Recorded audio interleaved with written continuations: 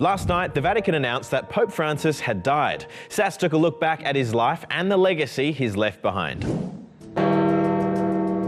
This is the moment bells rang out across St. Peter's Square in the Vatican City to honour the life of Pope Francis.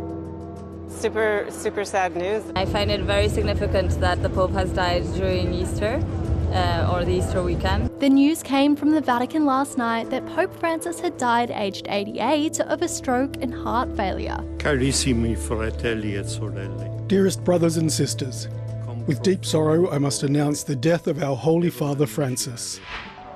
The Pope is the head of the Catholic Church and is responsible for leading more than 1 billion Catholics around the world. Carissimi. He makes important decisions about where the Church stands on issues, chooses church leaders, and travels the world to promote peace.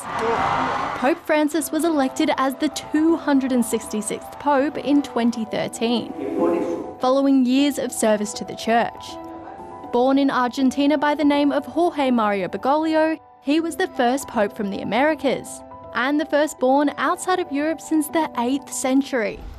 During his 11 years as Pope, he worked hard to support those in need.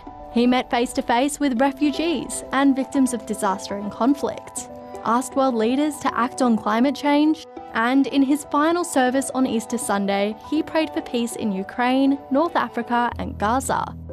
Today, many Catholics are mourning his death and remembering the legacy he's left behind. He really shook things up with his approach. He was a true servant of God. He's appointed so many senior women into the church.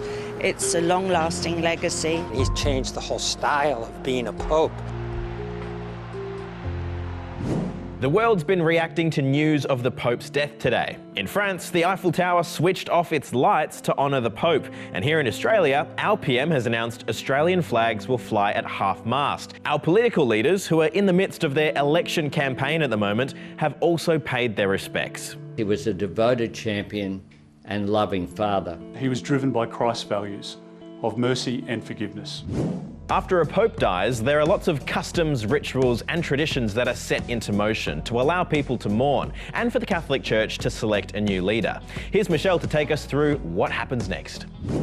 Today, here in Vatican City and around the world, Catholics have marked the first of 9 days of mourning. This is part of a traditional mourning period, which is declared by the Vatican after the death of a pope. During this time, Pope Francis's coffin will be taken to St. Peter's Basilica so the public have a chance to pay their respects before his funeral. The date of the funeral hasn't been decided yet, but late last year, Pope Francis said he wanted to break tradition and be buried in a wooden casket. And he chose to be the first pope in more than a century to not be buried at the Vatican, but at his favourite church, Rome's St. Mary Major Basilica. Then, the Catholic Church will need to find a new leader. This process won't begin until at least 15 days after the death of the Pope.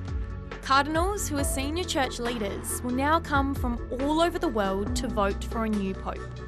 More than 100 of them will enter the Sistine Chapel for what's called a papal conclave.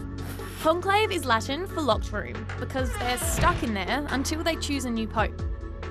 It can take a while, but once someone's got 2/3 of the votes, white smoke will signal a new Pope has been chosen. Finally, we found out how some young people are feeling about the news. Check it out.